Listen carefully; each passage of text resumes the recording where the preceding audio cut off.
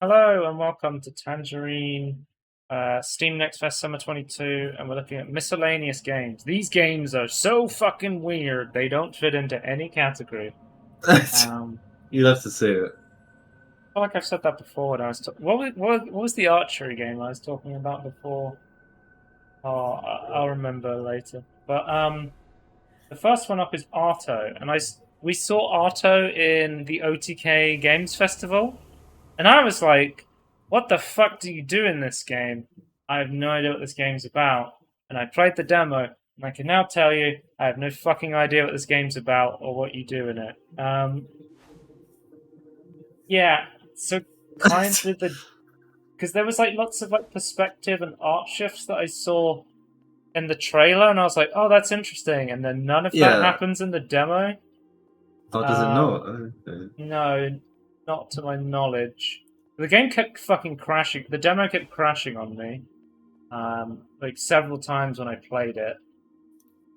I guess the idea was you had to go around and restore color, and I was like, oh, like Chicory, Yeah. which I was one of my favorite games of last year. But it was just like it wasn't like restore color interesting like Chicory was. It was just here's a paintbrush and I'll smack the shit out of enemies with it. And it was Right. like, oh, okay. No, like creativity to it or anything either. No. Okay. Um, but yeah, this is one I was just genuinely interested to try out because I was curious, and then after playing it, I'm like, you know what? I'm not that interested in Arto anymore. I Right. don't think That's it had like a unfortunate. particularly strong demo. Okay. I mean, it looks pretty, I suppose, but Yeah, I was pretty put off when the game like crashed and I had to restart the entire thing again. There wasn't really any options or saves or anything.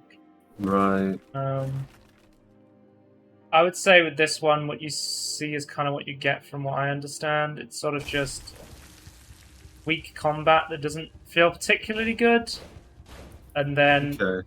a difficulty curve where you just, if you die, you just sort of start the entire thing again.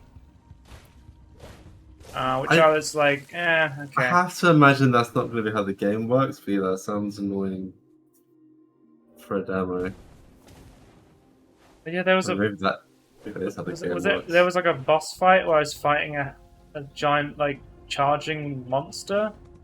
And I was like, okay, this doesn't feel particularly good to fight, but I guess I'm doing this. I guess what I want to say about Arto is, I mean, if you're watching this and go, this looks like it could be fun, then maybe check it out. But there's nothing there really for me. Right. Um, Does I don't know. I feel like that kind of sucks. Like I feel like I want it to still be good. oh, hang Like on, even knowing this. I played the wrong folder. I was only playing Arto footage.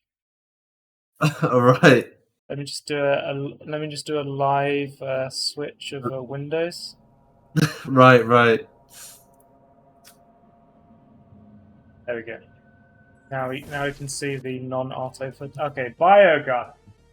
I Uh, have to. You have to restream though. oh, true. Biogun. So we also saw the trailer for this, I believe, in the OTK's Games Fest. Yeah. Um,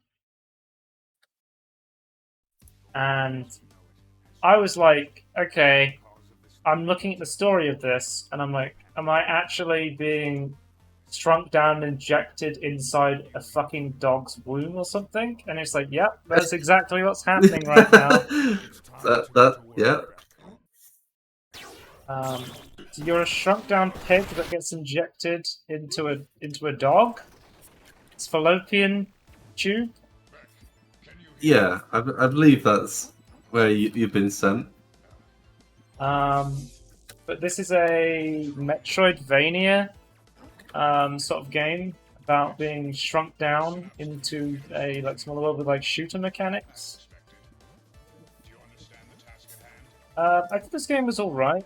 I mean, I think I got lost or stuck at one point. Yeah. This is Um, another game like I watched you play. Like we couldn't figure out where where I was the hell supposed you to were supposed to go. go. I mean the Yeah, map. was interesting. Yeah. But like didn't help you. Like it didn't try. The map didn't like try and guide you where you need to go or anything. Like, oh, there's an objective over here. So like I feel like maybe some more help in like telling you like where objectives are or like, where you want to go. Mm. I mean, the game controlled pretty well. It was like a solid shooting game.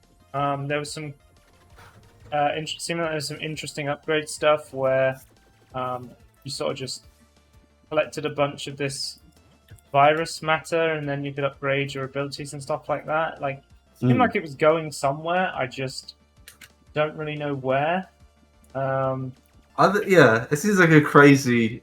There's like because there's like peaceful NPCs and things, right? It's like, wait, who are these characters?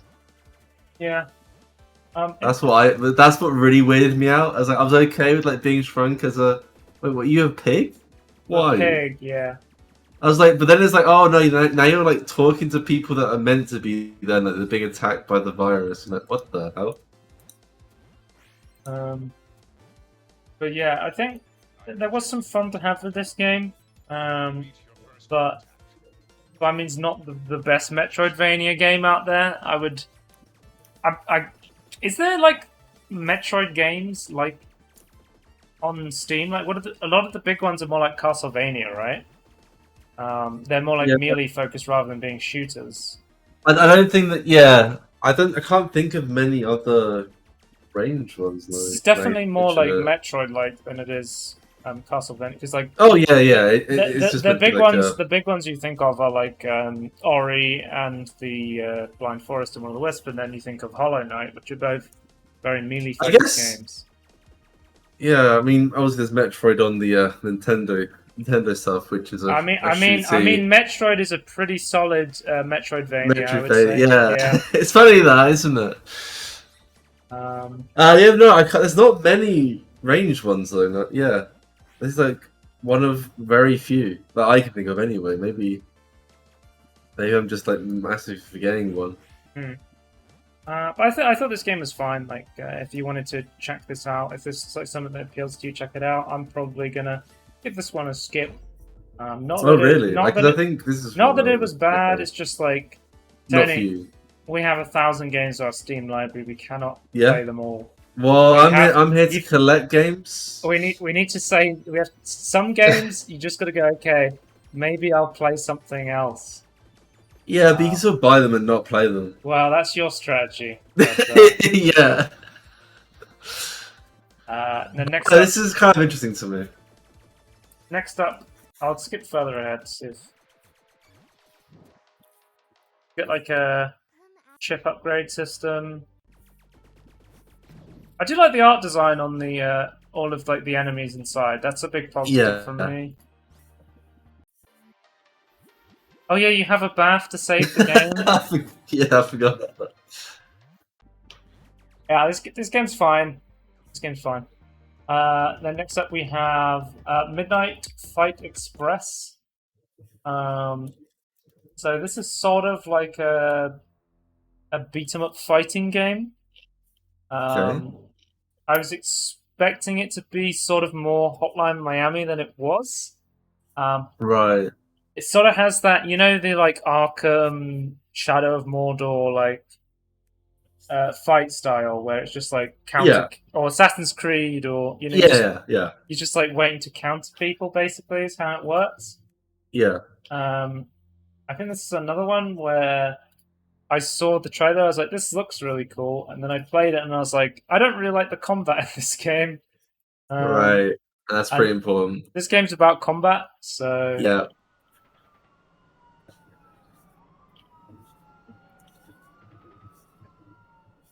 Yeah, this wasn't a big. I'll just show some of the gameplay. No, maybe I'm done. Maybe I'm just fucking done with like the Arkham style combat because it's in so many games. Like I played Mad Max recently. I played the Shadow of Mordor games. I played all the Arkham games. Like, I feel like it makes you feel like you're not in control. Like you're not the one doing it. Like no, I think it may even be the opposite, where it makes it feel like yeah, it kind of feels you're not in control, but you're just standing You're there. too powerful. You're waiting for enemies to basically attack you so you can counter them, Yeah, and all you're doing it makes some fights seem like trivial because every enemy just stands in a circle waiting for you to yeah. punch them, or they're about See, to punch I, you. I find something like Arkham Knight or Arkham City, like I think it works there not because it's like a brilliant system, but because like you're so squishy and you can't just like continuously do that when they've got guns. Yeah, But in other games where like you're meant to fight them with that mechanic, like Assassin's Creed, it's like it doesn't feel right. So there's something off about it. So yeah, maybe we're just done with the system. Maybe we want something new. Maybe like take the idea but refine it to be more involved. I don't know. yeah. Like it looks cool. Let me see if the demo's still up. No, I think the demo's down now. But I'd say like this is one that looks cool, but it's like it just felt kind of sluggish to play. Like I didn't feel too great playing it, so it's one of those games where Yeah, you want to try it out before you play it, sort of thing. yeah, 100%. I mean that's most Okay, games, but yeah. let's talk about a masterpiece, Tony. Let's talk about a Okay. masterpiece. Passpartout 2, The Lost Artist. Okay, I think I've alluded to this before. When I saw if you don't know, Passpartout 1 is a game where you have to basically you can paint whatever the fuck you want. You upgrade your studio as you go along, and that's the whole game. You go from being a starving artist to running like your own studio. Yeah. Um, I saw them announce Passpartout 2. When they announced Passpartout 2, there was basically no fanfare. It was pretty much they showed an image. There was no like trailer when they announced it. I was like, okay, maybe they're gonna walk Passpartout 2 in. Like maybe it's just gonna Right. be the second. It's gonna be the first game again, Yeah. but it's just gonna be like updated graphics, or it'll just be a new character, right? Yeah. They did not walk it in, Tony. This game is They've improved. really fucking good. So they actually took the idea of Passpartout and added gameplay to it, which I think is Right. really commendable, given just how simplistic Passpartout 1 was. Yeah, because Um, I think my complaint with Passion One, like I feel like I wanted more mechanics, like yeah.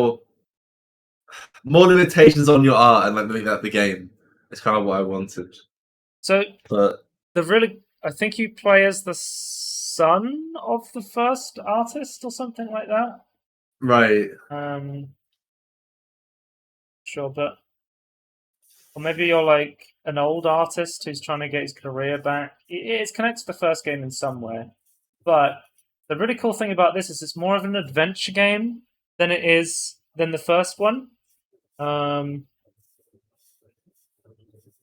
I got months behind on man. Oh no, so the first game was very much closed down, and you were in the same location, and you just waited for people to walk into your shop, and then you would show them a painting, and they would say, "Hey, it needs more color," or "I don't like yeah, this," or stuff like that. This game yeah, is more of an adventure game where you go around a city and people will give you quests. So, for example, someone came up to me and said, "Hey, people keep going swimming in this water. I need a sign to tell them to not go in the water." And then you'll right. have to paint a specific thing for that, and it will be painted on like on like a signpost. That's So cool. So like like your work is like actually then shown and being used yeah, in the world. I'll show it here. So they give you a warning sign. It's like, hey, people keep accidentally going in the water. I need you to paint me a new warning sign, and then you get like cash from that, and then you use the cash to buy more supplies or more paints and stuff like that to Yeah. improve your paintings. I'm like, that's a really good, cool idea. That's a good system. Oh, And you're making the British warning sign. Here we go. yeah, the classic. You know, you immediately just went to the. I like that. Um, yeah, and basically you have like this whole town. It has this beautiful rendering to it. It has like very soft, like lighting and stuff like that, and you can walk Yeah, around and you can talk to anyone you want, and then you can also um, just you can put your easel down anywhere and just paint wherever you want. So if you prefer a certain spot for painting, you can choose somewhere else to go and paint. Well, you need Um, inspiration, right? You need yeah, to choose. Be like, I was gonna say, at the start, like when you walked outside your house and like the roof and the walls came down, like a yeah, puppet thing. I thought was really cool. yeah. And it has that really like cool puppet style to it. Yeah, Um, so like you'll get like these quests. You can buy like new studios. You can buy like um new abilities. Um, I'm just looking. I'm just appreciating what you're drawing. I think you're really going to appreciate my next drawing. Okay, no evil fish. uh, wait, this Troy, I'm appreciating. I was drawing a cat here. I was drawing Luna. Right, right. That's drawing Jesse's cat. Pretty good Yeah, if I do say so myself. it's pretty. Yeah, it's very, very good. Tim, you signed it. You've always got to Okay. sign your paintings. Yeah, that's true. Can you sign it with Bob Ross? Oh, so this guy wanted me to paint something with a nature vibe. So of course. So originally, do you know the painting I'm talking about when it's like the woman naked on the beach and she has like the seashell covering up her bits? Yes, that's Venus I was going to draw that, and then on the sea. I started drawing it, and Yeah. then it was like, oh, it looks more like a man, and I'm like, you know what? Let's just go with a man instead. Because I started drawing the boobs, and I was like, oh, actually, these look like fucking pecs. Let's just have it be like a ripped dude instead. Is that still a seashell or Well, like he wanted something to do oyster in shell? if he wanted something to do in nature, and I was like, well, this guy's a naturist, so Did you name it Naturist? What did you call it? I don't remember what I called it, to be honest with you. But this is what nature's all about, Tony. I mean, you're not wrong. Look at us, just guys being doomed. I just like you had this vision and you created this instead. It's just like Bob Ross says, like it's your Just go, world, you're the yeah, creator. Like there's no such thing as mistakes, just happy little accidents. yeah. I never started out drawing this ripped naked guy on the beach, but it turned out that's what I was supposed to draw. Oh my god. Yeah, I'm liking this game much more than the previous one already from what I've seen.